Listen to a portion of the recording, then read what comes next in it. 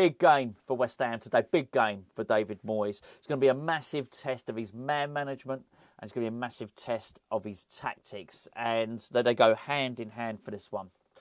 I certainly feel that the fan base need a lift. That much is clear. It's not even beyond doubt that when, a quarter or a third of the fans walk out at half-time, your fan base is going to need a lift. I think that's clear. Not sure he knows how to do it. I'm not sure that there's an understanding. Well, certainly from the comments that we had coming out, certainly from boardroom level, I'm not sure that they fully understand what happened or why there might be disgruntlement. I think they might get, if it were to carry on like this, they may get a bit of a shock when it came to season ticket renewal time.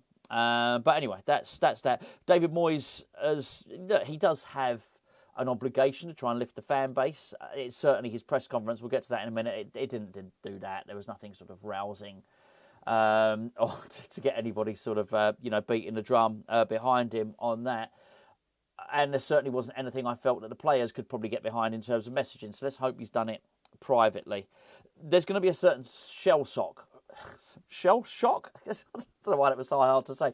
They're gonna be a bit traumatised, I think, the players, really. We're relying on a couple of things. We're relying on a manager to need some man management skills, but also relying on a bit of personal and professional pride. I was quite pleased to hear what James Ward-Prowse had to say, which was there's no words. Words are not going to deal with this.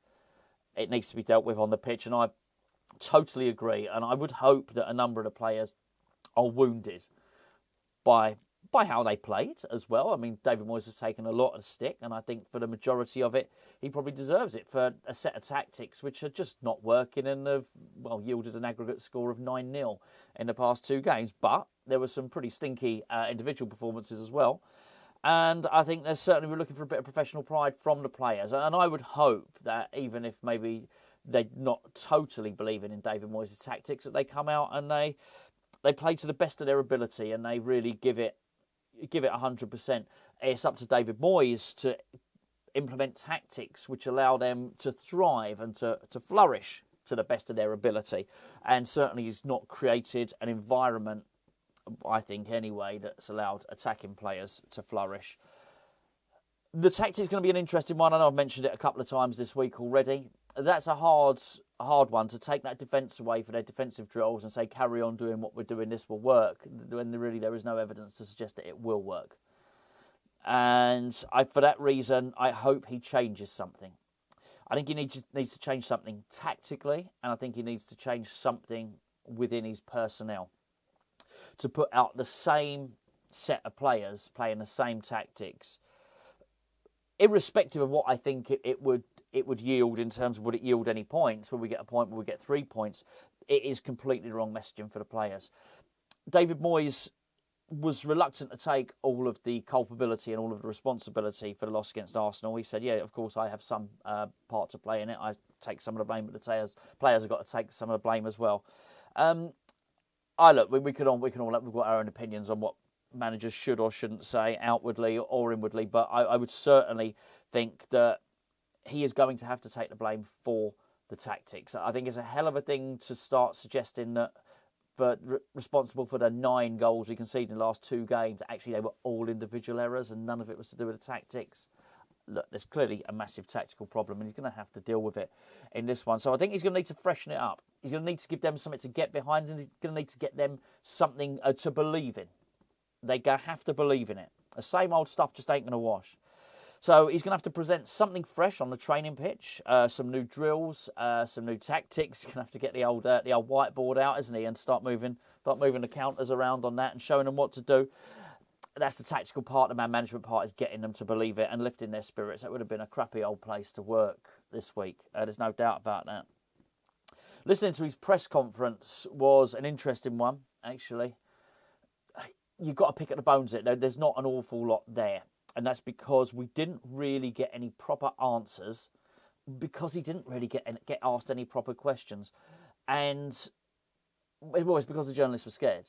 So even if they tentatively started to ask the right question at David Moyes, there's certainly, he's got the scowl, he's got the furrowed brow, there's all that going on. They certainly didn't feel empowered enough to ask the follow-up question, which is what I'm presumably you're going to want to do if you ask a question and someone dodges the answer. certainly if you watch politics on telly and someone's asking a politician a question, if a politician doesn't answer, then those political journalists are straight in there. They'll say, well, you didn't answer that question. I don't think we get any of that. But I don't overly blame the journalists, actually, because I think David Moyes done a pretty damn good job at making them scared, making them intimidated. I think he is not a person who you feel you can ask questions of. And, no journalist wants to get back to work the next day and be told by their editor, actually, you've been banned from another press conference because David Moyes didn't like your line of questioning. I think he should be questioned, and I mean openly in the press and in the wider press. And look, he gets an easy ride. I think he really does, and we've mentioned it before. That's why you get Anton Fernandez good as gold. He's on the Patreon podcast. We love Anton to bits. Why you get Rio Ferdinand pointing his finger and wagging his finger and saying, "You West Ham fans, what do you want? What do you want?" That's why you get Alan Brazil sort of mocking West Ham fans. Chris Sutton was at it the other day as well, wasn't he? So I think it's a bit of an old pals act, I think, certainly in the press, and I think he gets a bit of an easy ride in terms of the former players who have now become journalists, and actually the journalists who have come out of whatever doing their media degrees, they don't stand a chance against David Moyes. It's sort of stacked against them. So what did he say? And the thing he said that he alluded to the fact that the fans, us, will be all right if he gets another 5 wins, 5 to 6 wins, he said. Now, that's really interesting because, look, I don't think there's a massive appetite from anybody to see another loss in this game, really.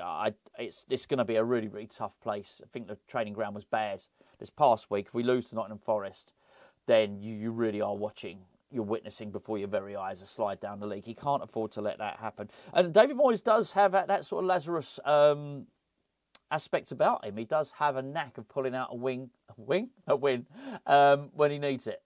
That he certainly does do.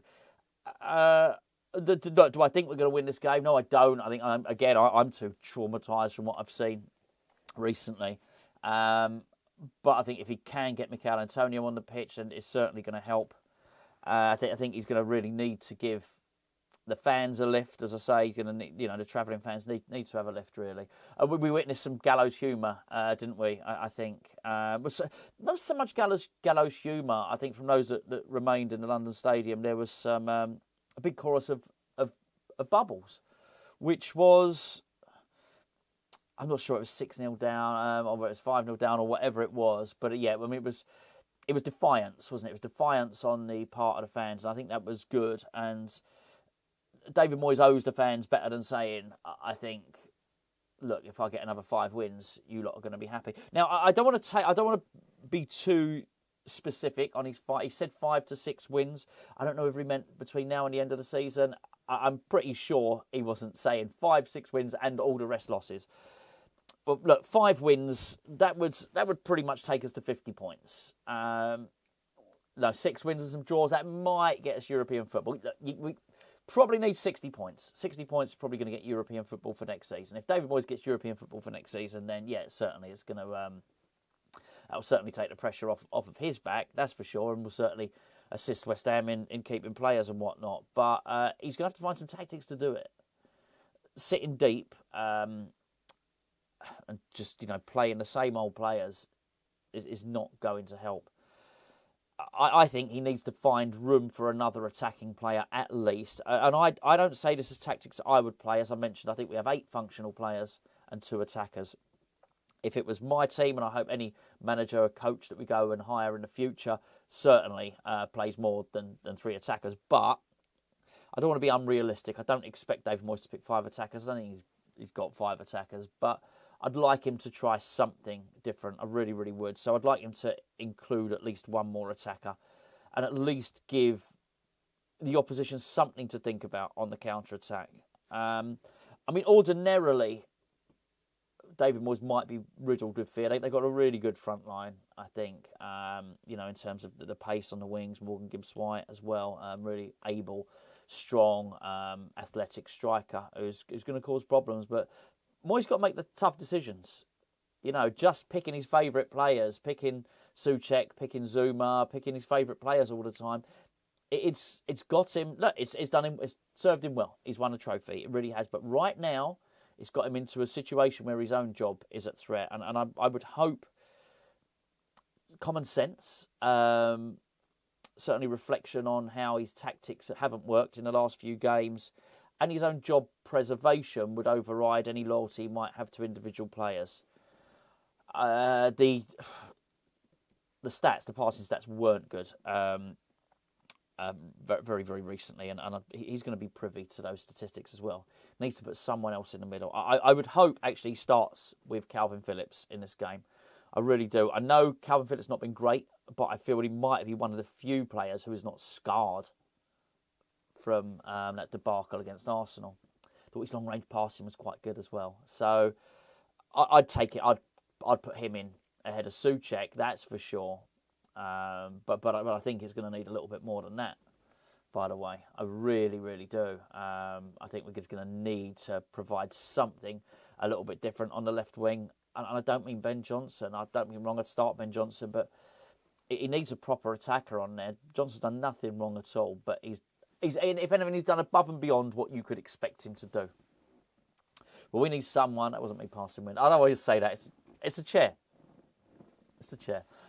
I think he needs to put Saka on, be it Maxwell Cornet or Danny Ings back in that number 10 role. Neither are great, but I think they would both provide more of a goal threat than Ben Johnson. As I say, I've got nothing bad to say about him. I'd play him at right back and I want him to get a new deal. There you go. Anyway, we're going to find out. Join myself and Gio an hour and 5 minutes before kickoff over on the main channel.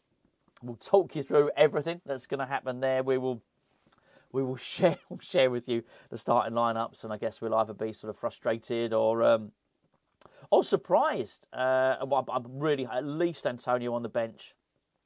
I really, really hope so. David Moyes, by the way, in his press conference said Paquetá was back in training, but he won't be available for this game. So yeah, unless there's been an awful lot of misinformation in the past week, I think we can expect not to see him. I'd love it to be the case. I think he's that important to us. I think it's just important to everybody, really, isn't he, at West Ham at the moment. Anyway, well, I'll catch up with you an hour and 5 minutes before kickoff.